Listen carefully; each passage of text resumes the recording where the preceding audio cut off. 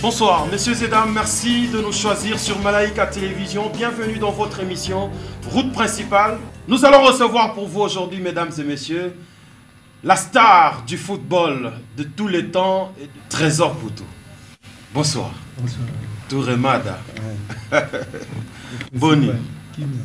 Et c'est mon minga koyamba lelo. Plaisir, surtout dans ce pays vraiment nous Voilà, c'est un plaisir pour nous.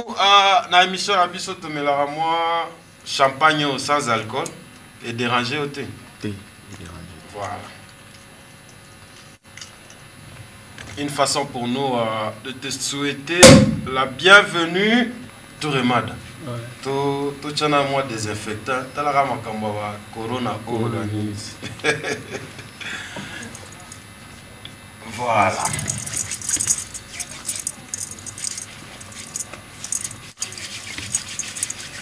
Boni Mikolo. Ouais, ça va. Bah, coronavirus, c'est 26 millions d'andako. Et Bomi m'a solo fort. Entraînement zate. Entraînement zate boulot donc. Biso boulot na biso c'est ngato fanda boité. Boulot na biso c'est ngato toujours dans mouvement donc. Bomi m'a solo. Voilà. Tchin.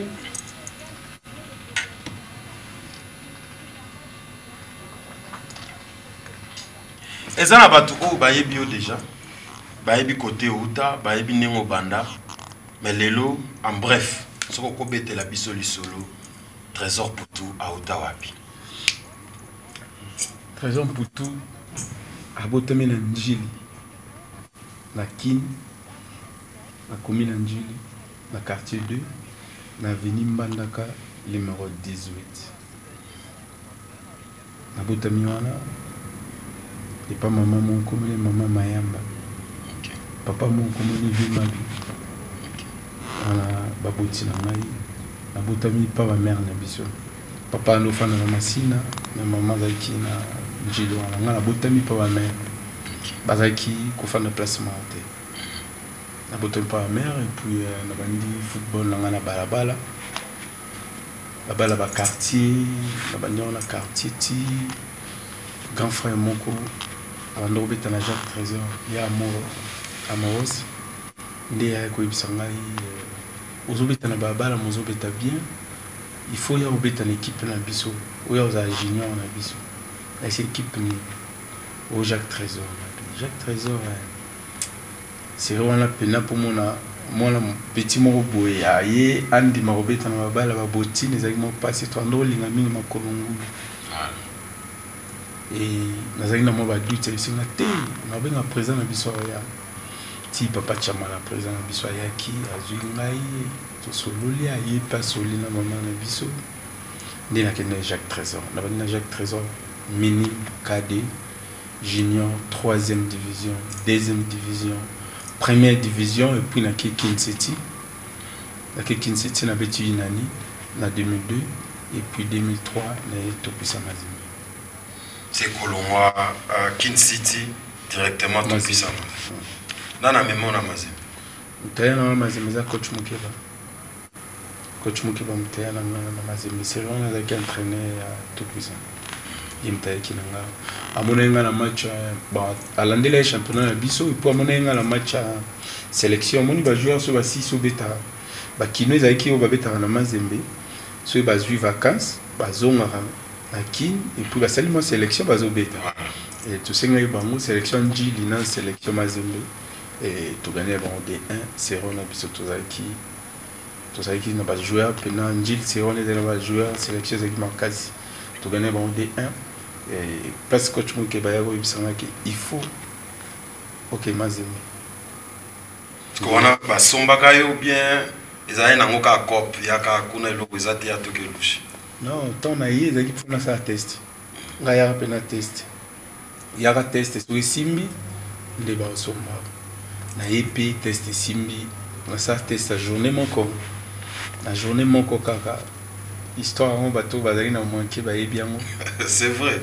journée moko kaka après basinese na licence Trésor après moi Bamboul et Leki tu peux constater que Trésor a commis enfant chéri à Mazembe enfant chéri à fanatique enfant chéri à président Mazembe et zalaki ndenge nini pour kota pendana proche à président na yo ezalaka tourna Vodacom la première fois avec c'est biso en 2003 quand allait Mazembe président biso dans l'exil tantôt qu'il a fait ici avec une affaire ici na tournoi première fois mon anga après comme on a un entraînement comme on a un match et avec si on veut que ça joueur nanga on a attaqué président joueur nanga na sepeli ya ba jeune ya nini zayo landaka makamanga na biso ndela comment enfant chéri ya président biso bon et puis il y a des supporters na biso Mazembe balinga batunyo surtout sozo sa musanu bien mutunyo so oleka na Mazembe sa musala ne bien ba supporters ba linga ils a teki ba sukara na trésorier mutu tout joueur tout a roya sa musala lelo ba osepela pe na petit na biso chibango parce que peut-être ba on bazomona Bichons tout le monde qui a deux voilà donc il a ce que koya non al Lubumbashi to ba bato beta masolo Trésor ayaka Lubumbashi oyo bilamba na sachet moi des pantalons chemise moko ba misus no Trésor abandola le pananga na salon ce que koya o yaka na Mazembe wana okota local ba pesaka yo ndako ou bien organiser vina yo ndenge nini pour kenda entraînement aux place à Rolia ezalande Kouel Mazembe ngala yaka série ba vient ewa boa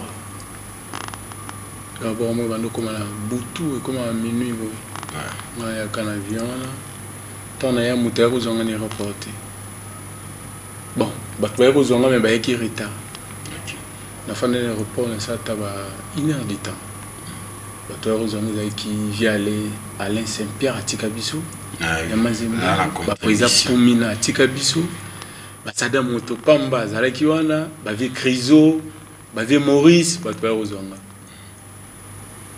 ba sectionnaire à Kenya ya Katuba bon ba sangana ki ba ozonga ito ba vinga na aéroport ba miminga hôtel moko na Kenya tellement na habité les loso na ko ba meza pembe na marché.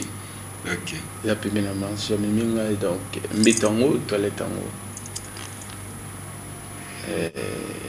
Pour la dame, ils ont qui série on est qui so bambaye ne la gueule. Donc ce qui nous a la fona kanra mutem. Teme qui 2 jours ba PC va jouer à repos. Donc on a comment le quoi dimanche, ba PC va jouer à repos lundi na mardi mercredi ba banda. Je crois que ma solo ya batwa lobaki Trésor ayaka peut-être na chassé bien ayaka la la pas mutute wana bakosi ils a vérité on va zonga vraiment hôtel na valise oui na la sacodo na sacodo na la valise parce que na test déjà mutaye ba soke simbi na tikali soke simbi et puis ozomona équipe à Mazembe zaki ndeti ya lelote. Il y a les lotés mututu azoya ebiki hati peut-être mutuboya ko appuyer ngala otika la te on est test ba supporter baza ba otala ti yeto sepel na yi otikali yeto sepel na yi toki ezali bon ezali penza difficile faut pas sepel na otikala ngana na sako dola ngai na ebiki se ba zwinga te na zongi ezali peut-être ba bisenga osaka une semaine Maintenant, Dieu merci, na salara jour moko bazwinga. C'est na Lubumbashi vende pas mututi. Ti na hivi pas mututi na ye na Kenya na sala entraînement jour moko. Sek Jean, voilà Sek Jean Sindo. Azana secrétaire. Sek Jean ko zwanga na hôtel au fond de l'hôtel ni. Pour mutayela nga entraînement lelo histoire tant sur toi barateza presa Lunda. Presa Lunda wa misoja. Mutasomela nga botina liboso pour la salle d'entraînement. Mutamema nga via aller Saint-Pierre. Amema tsewana na je crois la ville les a contribution bien contribution ouais. Des places à la maison. Oui, la contribution. Amema nga kuna bisingai. Petit kubanga te coach sai bisingo za grand joueur. Kubanga mutu te toke wana tinerika. Erika zali pembeni wana pembeni asomela nga botina. Botino la talimo comme 41 somela botina pesa ngapela. Abina ngai batu ba ozo ke na entraînement mais ko zonga ngana zonga na ebiki batu tong ba ko sepela no belé ngana za na valeur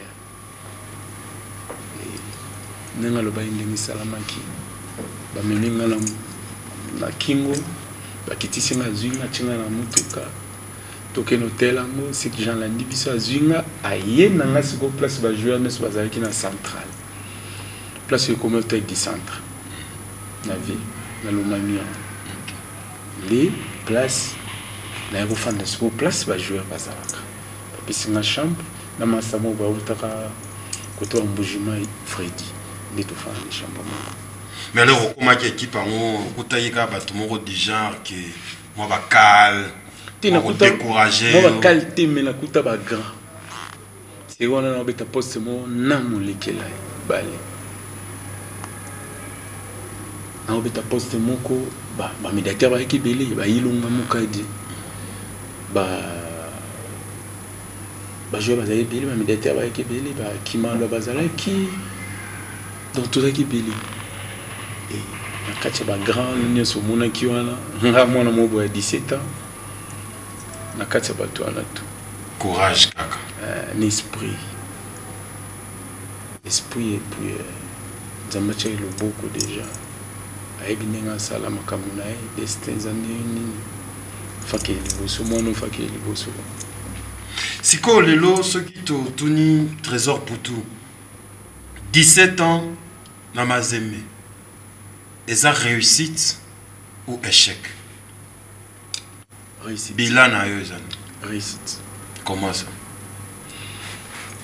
parce que naza bien kozala bien il est que le batté il faut avoir la l'art il faut avoir la bonne ébélité ou la nzala te ou la bonne somba range te nous avons bon somba marque tout vous avez bien mais selon batu vie aux ala nango et bongi na yote il fallait aux ala mutmo lelo millionnaire milliardaire na ko pesa bon pe torté ba la raison parce que na bango ba tala talent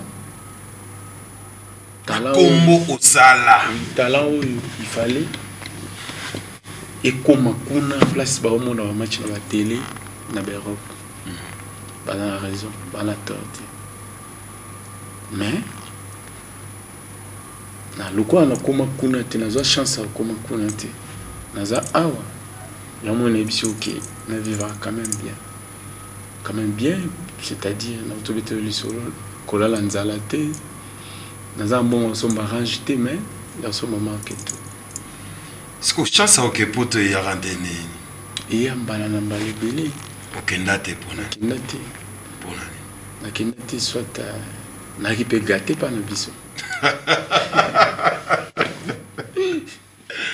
Monsieur Zedam, awande masole bandaka, awande route principale comme agelengi. Yamoto senga abino na minito boy bisabana tout bavanda kimia soit bakota na ba chambre pour makamolinye banda. Route principale yango. Merci à l'honorable Yannick Lumbu qui est en train de nous suivre ce soir. Merci pour tout ce que vous faites. Okenda poto pour na nini trésor. Na za gatit na chibiso na palais. Tu es à l'aise. Ok, non, mais en Arsenal. Comme tu la Kinda Arsenal. Comme tu as un test. Au ça test. Oui, mais besoin de en Arsenal. C'est quoi? Betatin. Bah, yo quand tu na président bah yo quand tu ambabala bon c'est là qui président loba ba obengo ka azonga yo pondi miozo ah nandi mate katumbi alobi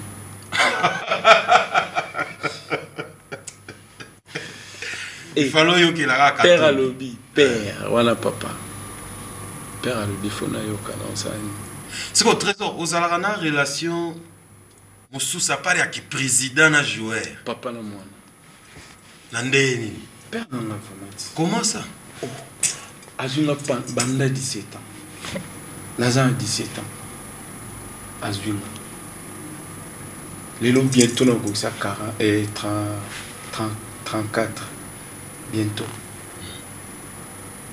na ko ça 34 parce qu'on a mon tour azu pan nous a 17 ans bientôt ko ça 34 ibsama est-ce qu'on monte qui fanatique à un grand on monte qui fanatique à papa na mwana et bloquer carrière T. Na obetati. Na continuer carrière. Comme na suka. Nanti. Suka za kamitso ticket. Na football 34 ans déjà. Rien. Rien. Cristiano obetata combien? Bah 34 on a 35. Via ticket yé akomi na suka tende. Ba ko bazo ya kutu place muso Real ala pour sa zonga. Paris za pour sa ya obeta kuna Manchester ala pour sa zonga. Parce que yo karamaze. Mais parler la biso, ils ont le roi, biso tu as le roi en Europe, tous en Afrique, à plus, tous en Congo, tous en Mboka Mombo, ils ont ma lame, mais ils ont ma benne dans ma cambonangope. Koto critique, koto evaloba, koto Gilita lobby, koto président Kasonda lobby, koto. Donc, au moni, toi là Mboka Mombo, ils ont la vraie Mboka. Mais ils ont la réalité là. Il y a la réalité là donc. On a le bara. Ni ce comme là nga. Après ça merci pas Nzambe. On regrettera l'autre. Jamais n'a pas regretté. Jamais. Là on va na penache yo. Non, au monde va dire merci Mbokani. T'inquiète, maman ça. Au monde va ba kambu. Maman ça. Au monde va bolingi ba yesi masima awa déjà poto. Tala siko ba petit na ngana so ba yi me ba enviranga. Ba nenga mabete. Ba enviona na ba bien bien. Viens na bangoti. Baby que viens na bango na beta na Congo. Viens la beta na Congo mais azape mystique. Mystique dans le sens ni. Donc là sur na pays parler mon boy tam sur ma campagne via Lazare na déjà pi. On monte que azon en Europe te.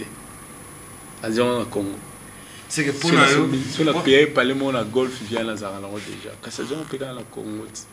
Voilà, les résultats est là. Nous allons suivre un dossier. Jatis Mutombo, à Salelio, moi, le roi portrait, le roi moi parcours nayo.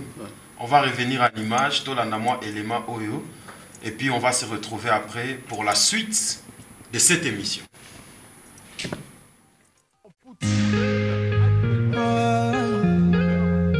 Plusieurs reportages ont retracé son parcours. Mais le plus hilarant, c'est celui sans doute réalisé par nos confrères de Antenne A. Le reporter semble jouer avec les mots. Un génie du nom de Trésor Poutou. Décortiqué en anglais par Poutou, qui signifie mais deux dans le cadre du football. On peut aussi dire marque deux. Poutou ou Poutou devient donc Poutou. Comprenez, mais 3 ou marque 3. Un championnat d'Afrique des Nations remporté avec la République démocratique du Congo. Meilleur joueur de la première édition du championnat d'Afrique des Nations. On ne peut parler de l'épopée du TP Mazembe sans citer son nom. Le sentiment d'un travail inachevé au rêve d'une carrière européenne, mais hélas Arsenal ne l'a pas enrôlé dans son écurie. Retour sur un foot de folie.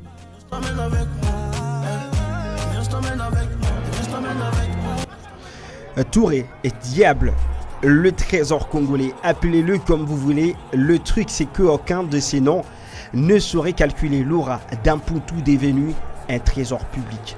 D'ailleurs, quand tout le stade scande son nom, on a l'impression que l'univers foot se résume au seul bonhomme qui fait autant fasciner par son élégance que par sa personnalité sur le terrain, comme Picasso devant son Van Gogh, ou en dehors de Green, outragé par qui veut la mettre sur son hygiène de vie, qui fait saliver les spécialistes.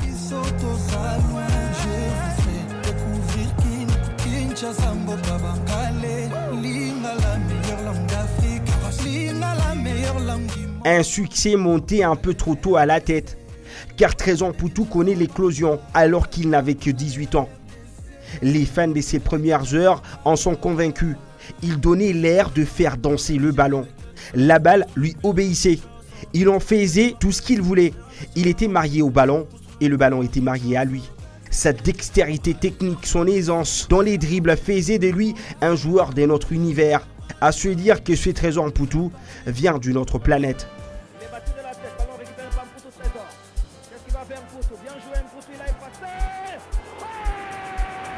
Il y a le football que pratique tout le monde et le football de Trésor Mputu. Un nom, mais deux conceptions différentes. Et pourtant, malgré son talent de malade, Trésor Mputu n'a remporté qu'une seule Ligue des Champions. Une frêle statistique en Afrique qui cache une légende assise à la table du trône.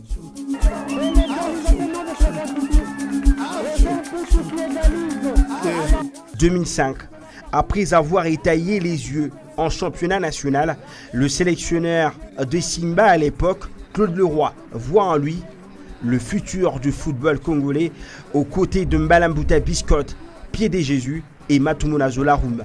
Éliminatoire Coupe d'Afrique des Nations 2006 et Coupe du Monde, le match contre les Bafana Bafana de Zuma et Pienaar en Afrique du Sud va révéler à l'Afrique un trésor caché. Face aux deux buts sud-africains, il y avait un Mabi nommé Mputu, un but et une passe décisive. Sur le deuxième, c'est là qu'il y a une masterclass. Demandez à Nonda s'il ne sait pas repasser la rush d'un minot qui se régalait avec le ballon dans une défense qu'il a éparpillée comme les pièces du puzzle. Ce soir-là, Trésor Mputu avait porté tout un pays et il savait qu'il ne sera plus jamais le même. Plusieurs fois dans l'équipe type de la CAF, meilleur joueur évoluant sur les continents, si les Drogba et Eto'o se disputaient le ballon d'or, il n'avait pas froid aux yeux de déclarer ceci.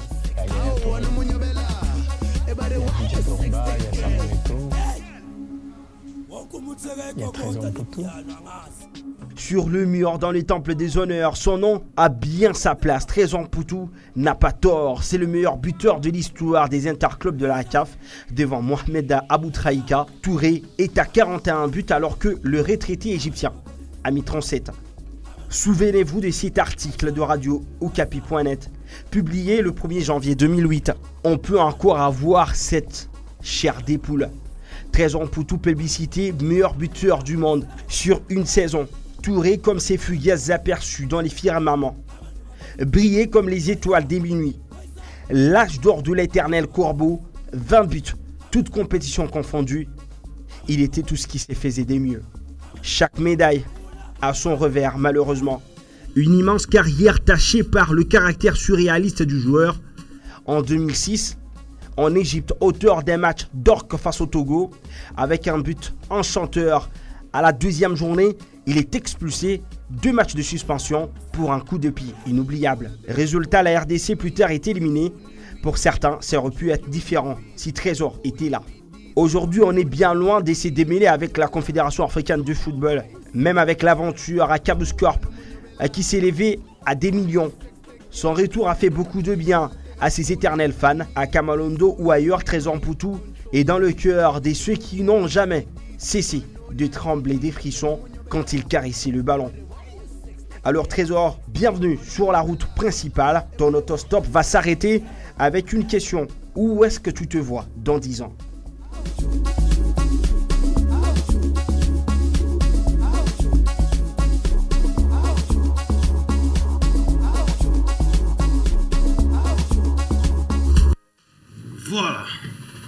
Trésor Poutou. Chichi.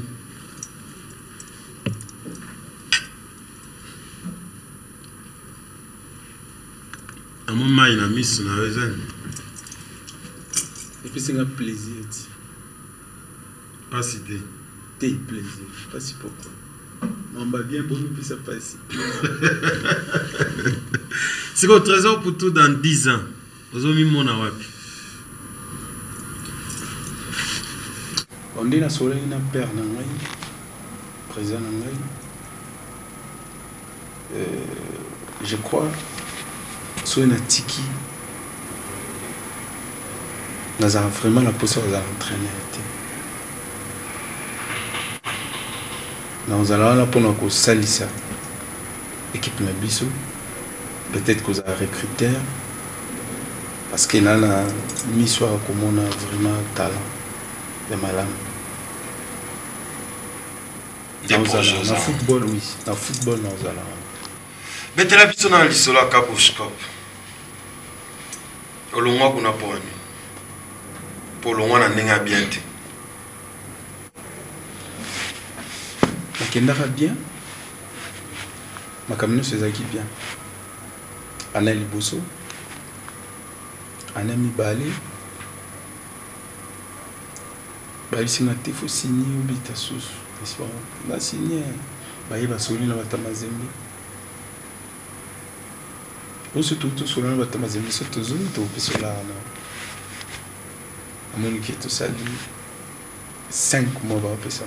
La zone. Parce que Makambango est au Salaki, où il y a un Lubumbashi, au Vandi, au Betarate. Oui, parce que là, la monnaie est na yé, na soit na zongi, na ndenge na zoé bon na bangote. Ils ont normal, ba okata makamo normal, problème exact. Mais bango le quoi ba affilié qui nga déjà, pas na bango, ya on te commissaire makamo moi elai. En plus tant ba kenango ti na bakaf. Et comme il y a FIFA, tant babanda kolandela makambango, ils ont qui me paye moins temps. Après, il y a un monde bakatara en faveur nanga, dans la raison. L'équipe est je crois, sur la 3e division. Bakita bango pour la makambanga. Fait pas foutre na ba mande, ba mbongo, fait pas foutre mais tisi quoi.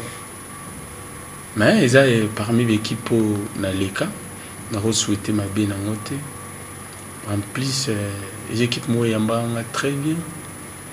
Et na linga qui a un peu mingi. Donc je souhaite ma bien. Trésor, tout ça li enquête mogo. Étude mogo tout ça li. Et logo ça la raqué. Hermoko au chuté, Hermoko au mati, au signera ba contrat ya bien té au kende pototé malgré oh yego ebisa biso ozo vivre bien awa. Il paraît que c'est un entourage. Vous avez un conseiller bien. Vous dites que entourage et un moto, ils ont la kakamabe sur le moto, on a ça les problèmes. Le problème est l'équipe amabe, on a l'entourage. Mais le problème est malam, on a l'entourage. Bon, on a un coach à cahier. Alors ça va entraînement, il y a un moko. Atambola anana. Te wana kutelo ba ma te ka tambola anana. Nakamunyo soto ekomika bien. Mais tant problème mo bo poto za ba tant problème mo beza bo l'équipe entourage. Ah ou fait la entourage na. Mais ce qu'on attend bien. Pourquoi pas pour le entourage merci. Tout le monde peut comme ça m'a bien merci l'entourage. Faisait la paix bon. Et puis ce qui est vrai, bah tout temps là na au trésor, ils ont bateau mémo na ba boîte.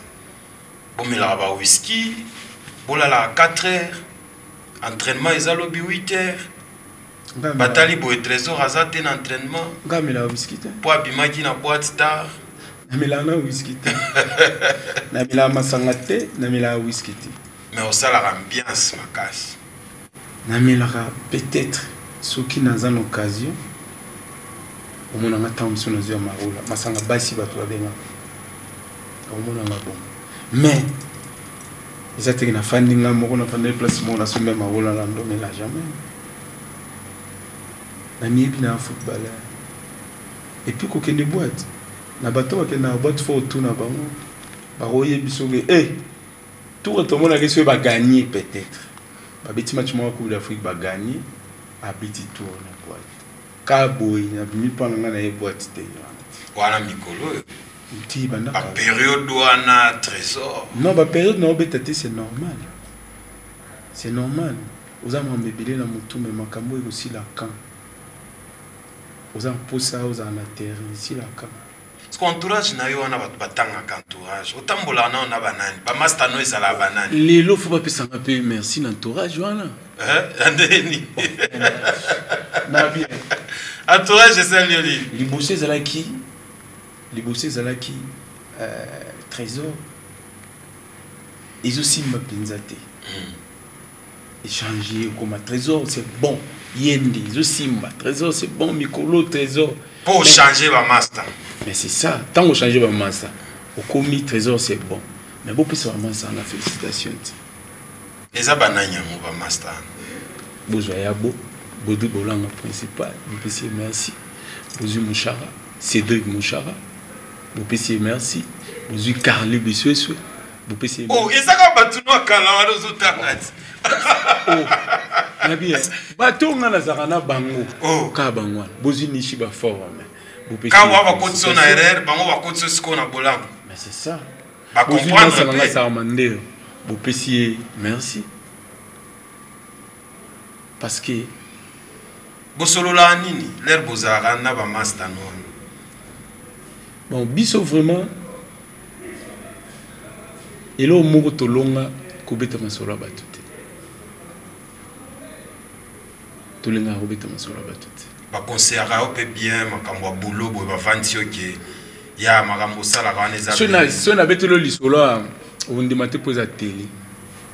Mais un mot boy, so pela moni nga na zuma poa o la télé.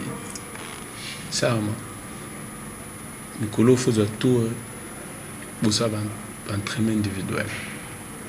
Bo ça la ngoki mambangu bo to ba pression. Pour na cha moi ma binde ya musculation la pali za mama sana ngai ozanga ma binde pali na ozanga ma binde musculation la pali te faut ça na pour olamuki boy osalika na ndako ologe passe c'est mama sana ngati mais na ko ya na télé tena lo bango ya mo na lobike tangu iloko eleki ya mabe okondane bango c'est bien mais tangu il y a malamu pezali bo pesa bango merci. Topesi bango merci, Bamasta toi trésor pour tout, Topesi bino merci, Cédric Mouchara, merci de nous suivre. Dekibala, Dekibala, Ndokia Boutou, merci de nous suivre. Si quoi, Tosongelanan Makambwa, qui est enfant chéri, na papa. Il paraît que, aux Anabana na poto, n'est-ce pas? Il paraît que les Anabana na poto. Aux Anabana na poto, vrai ou faux? Ouais, vrai. Baza bien. Ouais, Baza bien. Baza combien? 3. Baza une école de foot. Mi balé. Yom tofute là-bas. Ouais. Nambongo na yo. Nambongo mazembe. Bongo na sala. Nga sala.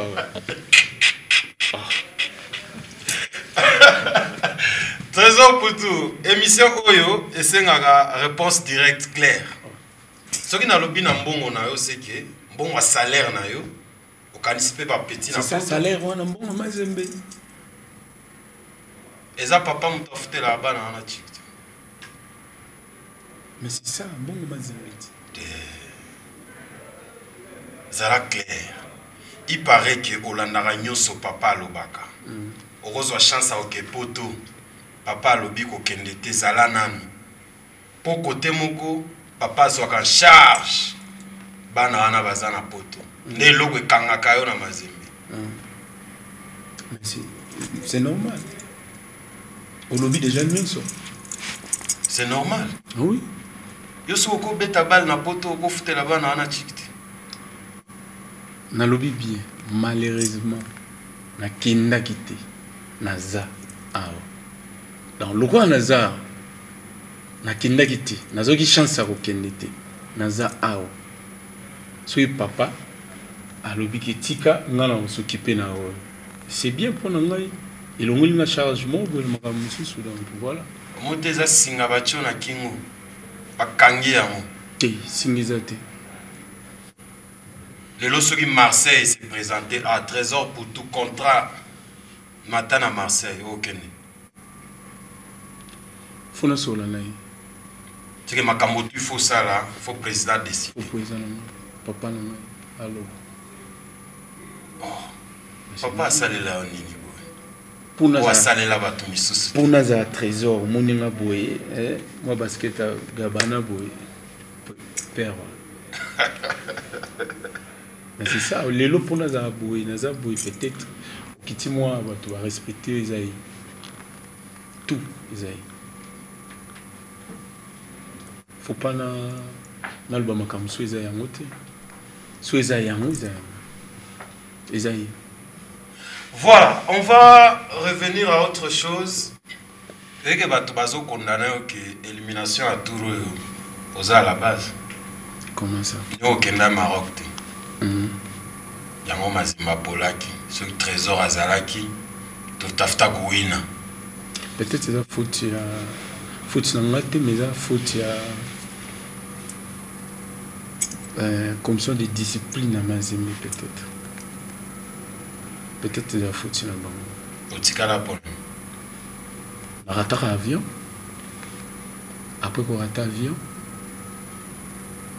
bato bakendaka na est babeti je crois 3 matchs. Babeti 3 matchs wana. Bazongi. Bakenda bakomela na kin. Après bayebo babeti 2 matchs. Na beti karaté. Après baki Maroc, na voyagé te. Donc na rôle peut-être comme ça de discipline ndi mutu isali ke nazala te la match wana. Okenda na est te pona to bandela na non. Na raté vol. O attaque vol na est. O ya Maroc pe o raté vol. Te. Ba ipsi otikala. Ouais. Pour betaki match wana nyonso te. Pour na raté vol. Pour attaquer vol à est, oyo balobi otikala. Oui. Pour attaquer vol ne. Babeng c'est biso na je cause avec 6 heures à l'aéroport. Babeng c'est biso 6 heures bon biso ba congolais. Nous tenons sur voyager à so babeng c'est bino 6 heures à l'aéroport. Oui biki vol les a 2 heures avant. Donc 2 heures après. Oui biki babeng c'est bino 6 heures. Vol le matin à 8 heures. OK 8 heures. Nous tenons sur bon. On a commencé à 7h30 pour aller dans un bagage à sac à dos. Donc 7h30, on a gagné avion. On a bengissé que le pilote a lobby a gagné avion peut-être à 10 minutes il est trop au Hollande. 14h au moins on a communiqué. On a suspendu. Après, on a né na rokele STT. Dans mon est, on a né qui salake na Maroc pe au Kenya. Bon peut-être tant que STT, na beti des matchs au thé, pas mon peut-être pas mon qui n'a na temps de jeter na match on a betité. Attendez. Imaginez gaga tous les joueurs wana va se présenter 6h. Yokaka Touré, 7h30. Baki na manque 7h ba misusu. Parce que point nini kaka yonde otikalaki. Problème eza na kati wana te. Rien. Problème eza. Famille c'est un problème te mais na limite que problème. Parce que problème ngo comme la ga yo. Na linga vraiment susu ko beta masolo. Na linga susu ko beta masolo te po na. On constate que na mazembe kaka yonde mokolo ba problème. Na regretaka mingi surtout na boya ko zukisa batu na défaite na ndenge tolongo na Champions League. Te batu si bandimi. Non. To mesani nango déjà potamongo eza pa batu. Batu musu bandimi mais tisiko mutu mususu meloba lisolo zobeta ti siku ezala pa na eza geste na yo osala président boye te wana mpela nakosala geste mabe te ezalaki nini yango bato nde bakomponaki yango mabe yo osalaki geste nini kizanga te mo nazotinda bato bayima nde pamphile d'émission ezanga te eza staff na yo bato wana bafanda na place wana aza bafanatique na yo bongo naza bafanatique oza na groupe na yo ngambo mazembe naza bafanatique ya yo moko pena ya soki trésor aobeta te bakoya na stade te nga trésor naleki mazembe na basupporter groupe wana te na tuni te oleki te naleki mazembe na basupporter oleki te bonsiko groupe wana baza bato na yo non ezaki balingaka nde peut-être chouchou ya équipe na bango balingaka peut-être joueur na bango balingaka mwana na bango baza na posa bamona beta c'est normal bato bako réagir na bandenge na bango tolanda nanu bafanatique na yo oyo basali mwa batémoignage mpo na yo bamisusu bapose yo baquestion tolanda bango epuis tozonga. D'une manière générale, Trésor Mputu, c'est un bon milieu du terrain, un bon 10. La plus grande qualité de Trésor Mputu, c'est qu'il sait occasionner des buts. Parce qu'une équipe qui joue sans marquer est vouée à un échec. Mais quand Trésor Mputu vous livre des passes millimétrées pour faire marquer des buts, pour faire jouer les autres, il est bon. Bon, des fois, Trésor Mputu, purement, ils ont discipline. Parce qu'il y a des hommes pour tout. Par exemple, moi, dans la chouchou, alingate muta grimacer pour on a bien alingapité comme il dit ça té il alinga azala toda autorité il a joué raison on des fois na vie sur la faute faut ni ma faute c'est pas la raison faut ni ma raison il y en a premier conseil à PCA pour deuxième conseil on peut ça ma vie faut d'abord qu'on s'humilier devant battu abeta bien c'est que ça beta sur le terrain surtout tous à l'accord on a eu tu dis que espoir ezali to kanye match wana izala niveau mazimbi za niveau international izala niveau national ya Congo donc moi chante au kanye pour toi ça wana hapa mimi nafia kuposer Trésor Mputu question mimi napenda question avant unijibu réfléchir itoke muro yako hapana unijibu yori na bana Trésor Mputu nous expliquer mes raisons réelles valables.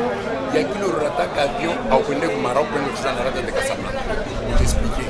Quand nous avons avion un jour quoi embouteillage, pourquoi non? Une véritable raison.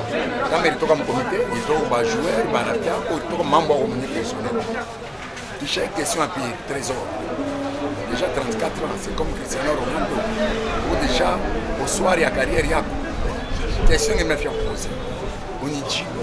Muro yako besoin na roho yako ise unawaza nini après carrière yako ou bien hakuna projet pour flou moya hivi ndio ingia football après football c'est fini ça veut dire on a ba joueur bengine ba mbuta mbala mbuta biscuit carrière naisha quand on pose question tu poses pour ngari chouchou wetu jusqu'à preuve du contraire kumazembe ko bantu mbibe na ba fanatique wa kwanza ni Moïse wa pili ni Trésor tunakumbia ule mstati mouvement yote tunapanga touré angara aisha mwana nifike nyimbe tukatoto sawa touré merci mama mtoto par rapport à Jean ninakumbia wewe andora Moïse unaniambia kani wewe Trésor diable papa Olandi ba fanatique amadembe ba fanatique na yo pe réaction na yo d'abord papa wa autosilisa na répondre par le bi il faut na répondre peut-être à telle émission il faut na répondre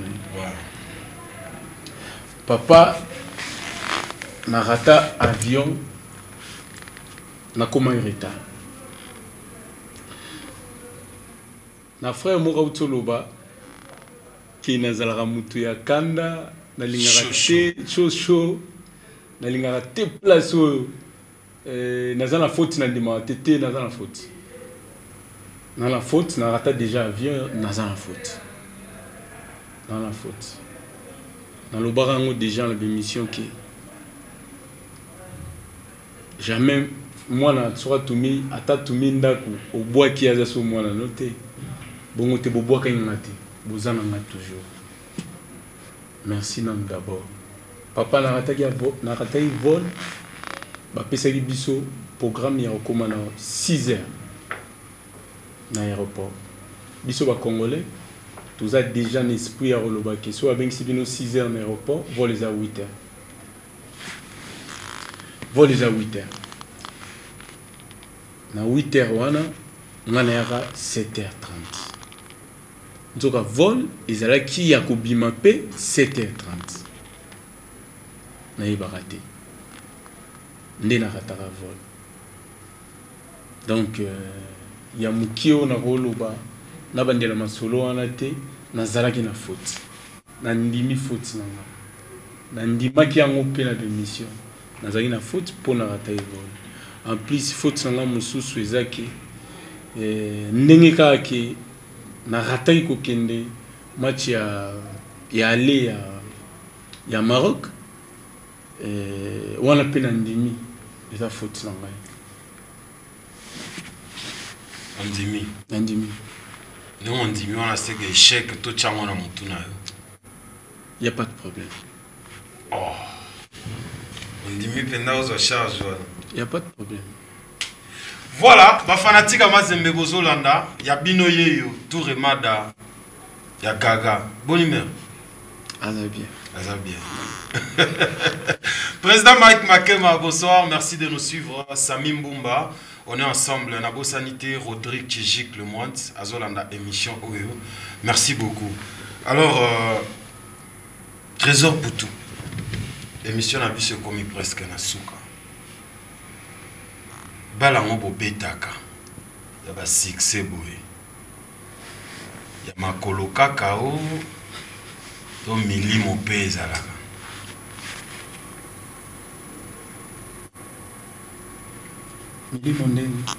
Spirit. Mais esprit nous faisait la makambo ça.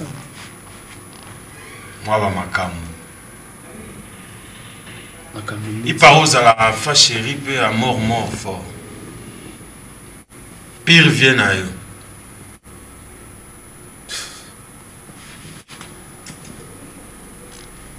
Ndi esali. Exactement tout là. Quand on a pire vient Ezamutuna. Quand on a pire vient, on a pire vient. On a vu Miltoko, Mwanansuka. On a vu Placide Souele. On a vu Samilo, Bosongo. On a vu Namaïve Thierry. On a vu donc, on a vu Billy. So nous cita bavé Popol Pandi basé belé. Est-ce que question na mo yo ki amo quand même. Question na mo yo ki amo. Nayoki. Pour répondre. Mais non répondre ndeni. Nga ba vela nga yango na tani. Est-ce que vio wana to ebele na masolo mususu. Ala vela nga ta? A vela na ta. Oui. Au coopérate. Ndeti ni. To coopérer. Nga na za. Apeso makambo. Makambo. Muto pesa makambo za Nzambe. Osambela. Bien sûr. Ouais. Catholique. Bala soko kende église eza journée. Avant va pekisa bato.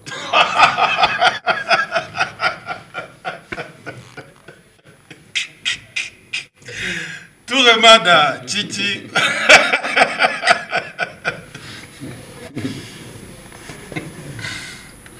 Ok, dans la paroisse ni Sainte-Elisabeth. Chaque dimanche on appelle na côté. C'est pour tout le monde. Ayaka. Oh. Ayaka. Ah, makambo. Bon, tout ce qui ça émission de N'abord côté en profondeur. Voilà, on va finir l'émission avec un jeu de questions-réponses. Donc, on a opposé ma question. On peut s'en réponse brièvement, pas de commentaires. Avant de manager, on a l'istolo na la table. Garzi, ton président Bevera, il va au Lukaï. Nakoboya lupopote ezeki pa monene. Ezeki pa mboka. Nakoboya lupopote. Mais pour le moment, Dans un jour à Mazembe. So ba solo li bien ok.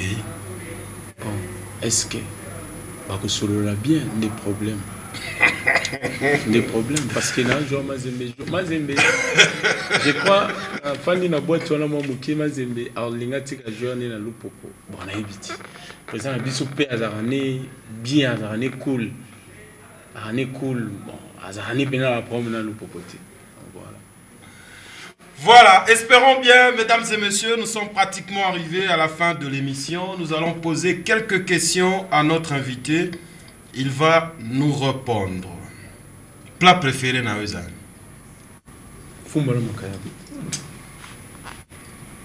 Couleur préférée na yo? Noir blanc. Musique préférée na yo?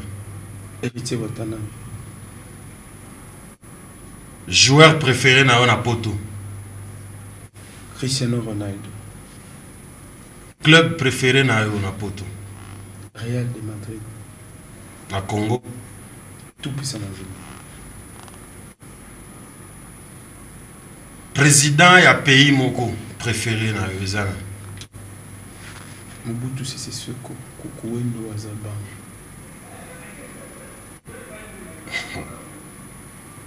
C'est quoi la famille préférée à Trésor? Famille Katoumi. Politicien préféré na Ozana? Moïse Katoumi. Commune préférée na Lubumbashi za commune? Kenya. Nakin? Njili. Papa na maman na yo? Maman. Au préféré à maman qui est papa. Voilà, on est arrivé à la fin de notre émission Route Principale. Tout téléma, tout la cava téléspectateur Nabiso. Tchin. Merci à Popol Pandé Sarkozy qui nous a suivi toute cette émission. Merci à Christian Mounene, Christian Melos, merci de nous avoir suivis. Trésor pour tout, Tropé Soliloba. Otala, caméra wana. Oloba face à face à ba fanatique na yo. Et loko ozala na ngona mutema. Oyo ozwa tan ya koloba te. Mais loba en bref, dans une minute. Naroyo so fanatique ni so tout puissant Mazembe ba congolais tout bali na Trésor pour tout. Nazali na continuer ko travailler dire pour na toujours nazala chouchou na bino et surtout la fanatique na so Mazembe bo continuer ko soutenir ndenge bo sala toujours d'habitude. Nazamo na bino, nazali leki na bino, nazali yaya, naza ya bino pena ya famille. Pour continuer à soutenir, pour continuer à appuyer toujours. Au thème de sur la famille, et merci de profiter en plus de nous surtout dans le combat famille. Merci de nous pour ça pour nous supporter et Mazembe, les Congolais ne sont pas très importants. Coronavirus, ma fanatique, moi message, mon keka. Oui, ma fanatique, nous sommes les principaux PCB pour le coronavirus. Obligé photo respectant pour ce qu'on a beaucoup. 1 mètre tout respectant. Et puis, au Solandais, surtout le bara toujours la coude. Qu'on fait la trop nanda pour éviter qu'on ait la maladie. On a des supporters, on a des salles pour Ningi bango bazana besoin nanga ningi nga bazana besoin na bango pour nous à la Trésor faut bango bazala c'est bango bazate même équipe Mazembe zate. Voilà, merci beaucoup fidèles téléspectateurs, c'était là l'émission Route Principale. Nous avons essayé de toucher quelques points au Italie Trésor pour tout. J'espère que Vina Ezamoulaï, carrière à Trésor Ezamoulaï, ko betango na émission et ko silate yango to simbi moi ba point mike o boluka boyoka. Merci na fidélité na bino, merci na équipe tout ou accompagné na lelo ingénieur Larry Kakwat, merci à toi. Merci à Rolly Lokinda qui était derrière les caméras, merci à Emma Placide Pakabilonde qui a réalisé l'émission, merci à tout le monde. Clovis Kabassel, je ne t'oublie pas. Alors, je vous retrouve le vendredi prochain. Trésor pour tout na pesio ba komwa bato misato.